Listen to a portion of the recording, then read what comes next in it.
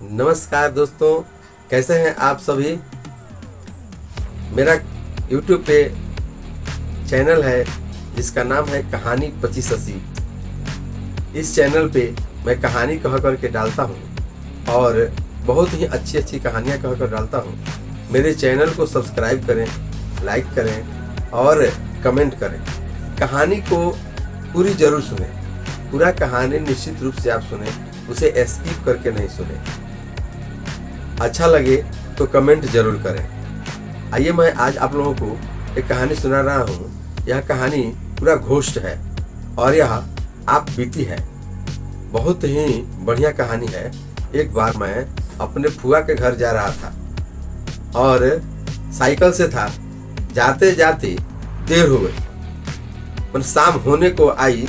तब तक मैं वहां पे पहुंचा जहां पे एक नदी बह रही थी और उस नदी को पार करना था।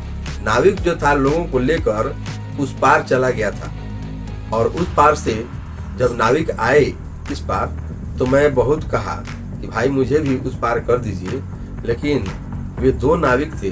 दोनों ने कहा कि नहीं, अब हम लोग उस पार नहीं जाएंगे क्योंकि शाम हो गई और एक आदमी को लेकर हम उस पार नहीं जा सकते।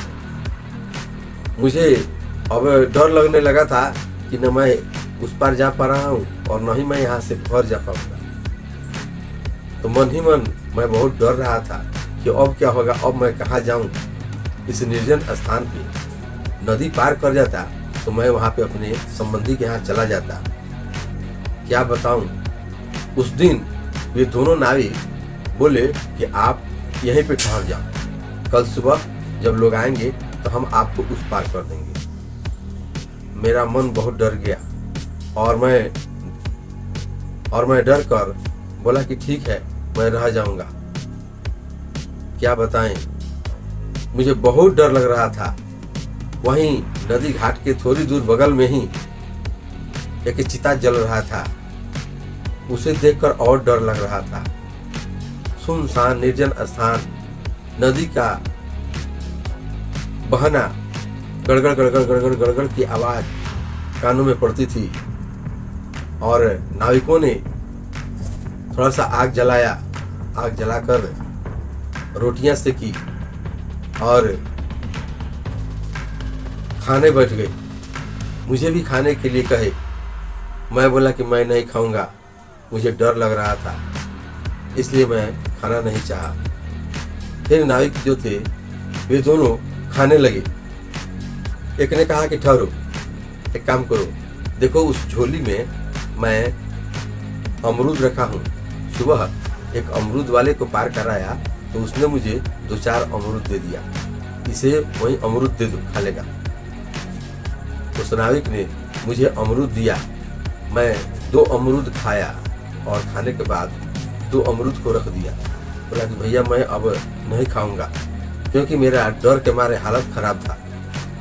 एक झोपड़ी, उस झोपड़ी में वे दोनों नाविक और मैं, एक छोटी सी डिबरी जल रही थी और चारों तरफ सुनसान सियार और कुत्ते की बोली जो है वही सुनाई पड़ रही थी।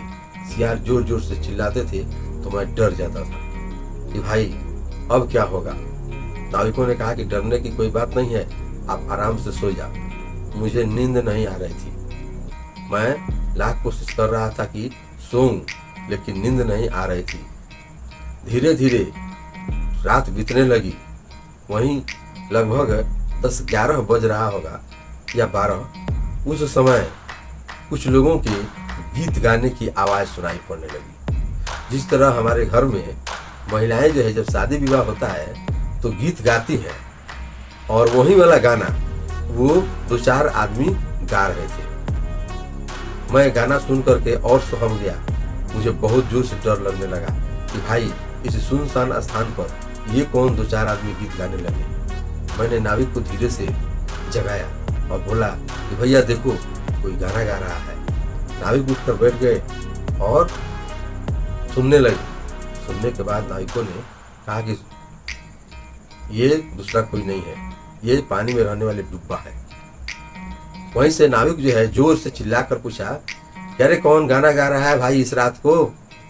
नाविक उधर से आवाज आई कि हम लोग गा रहे हैं। और वो आवाज जो थी वो इस तरह की थी, हम लोग गा रहे हैं। अब इस बात को सुनने के बाद मेरे रोंगटे खड़े हो गए और मैं बहुत डर गया।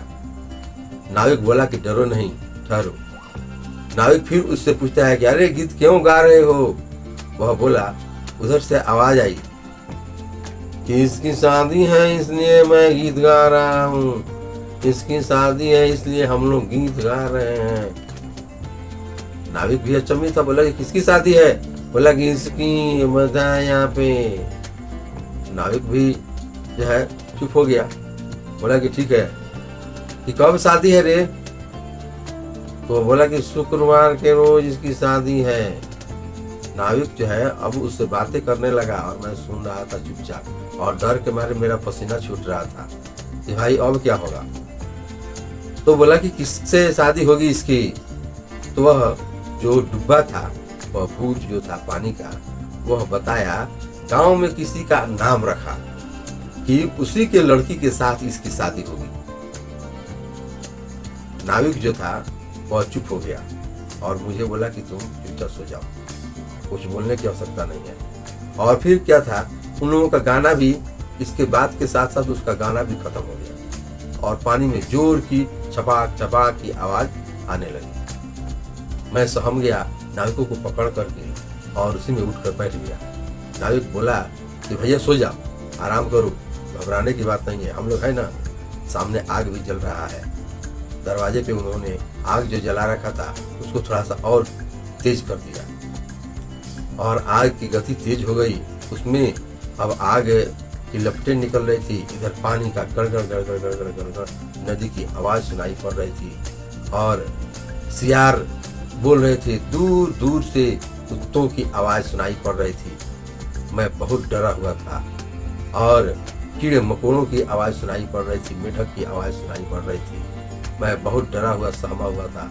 धीरे धीरे रात बीतने लगी और न जाने कब मुझे नींद आ गई, मैं सो गया। नाविक मुझे सुबह में जगाया कि भाई उठो, चलो कुछ लोग आ गए हैं, तुम्हें पार कराते हैं। मेरी नींद खुली तो मैं देखा कि वहाँ 2-4-5 आदमी जो है आकर के खड़े हैं, नाविक से कह रहे हैं कि उस पार हमें ले चलो। फिर क्या था, मैं भी नाव पर सवार हुआ और हम लोग उस पार चले गए। मैं अपने संबंधी के यहाँ चला गया और वहाँ पे जाने के बाद में 8-10 रोज रहा। रहने के बाद मैं वापस आया और जब नाव पर चढ़ करके वापस इस पार आया तो उस दिन वाला बात मेरे मन में जो है गूंज रहा था। नाविक से और डर भी रहा था। नाविक से किसी को हो सकता है ये बोलने लगे, खाने लगे, डर भी लग रहा है।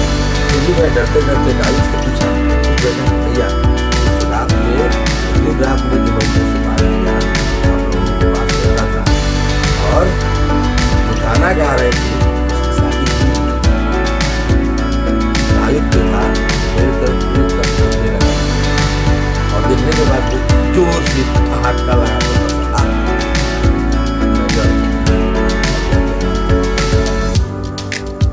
शादी हो गई। डिब्बा की शादी हो गई, पानी में रहने वाले भूत की शादी हो गई। बोला कि हाँ। मैं उत्सुकता पूर्वक उससे पूछा कि भाई यह कैसे हुई? नाविक बोला कि छोड़ो ना यार, जाओ तुम, इन बातों को जानकर क्या करोगे? लेकिन मेरे अंदर में मैंने उससे पूछा कि कैसे हुई शादी, तो हमें भी बताइए। वो बोला कि जानते हो, जब मैं उस शादी वाला घटना को सुना तो गाँव में जाकर उसकी लड़की के बारे में जो बताया था उससे मैं बोल दिया, देखो भाई लड़की को नदी में स्नान करने ऐसी योजनाएं वहाँ पे रात में बनी। उसके घर के लोग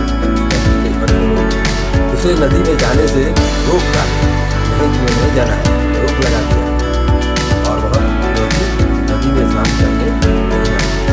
लेकिन 2-4-5 दिन के बाद वे लोग जो थे इस बात को भूल गए और कहीं काम धंधा करने चले गए। तब तक एक लड़की उसके घर गई और उसके लड़की को बुलाकर अपने साथ में लेकर के नदी में स्नान करने के लिए लेकर आ गई। इस चीज को कुछ लोगों ने देखा था कि वह किसी लड़की के साथ जा रही थी नदी में स्नान करने। सबको यह घटना मालूम नहीं था, नहीं तो उसे लोग रोक लेते।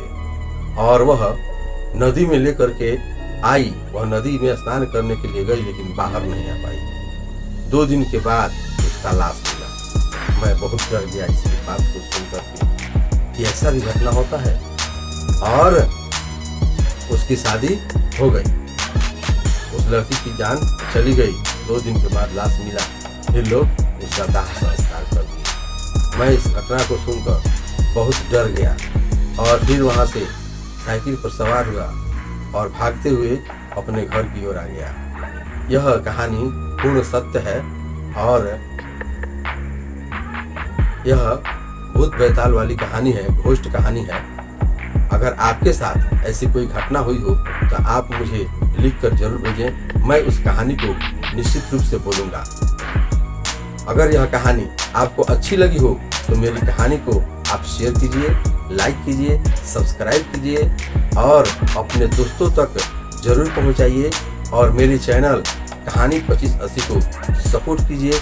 ऐसे ही कहानी सुनने के लिए बहुत सारे घोस्ट, धार्मिक और ऐतिहासिक कहानी मेरे चैनल पर आपको निश्चित रूप से मिलेगा। तब तक के लिए धन्यवाद, नमस्कार।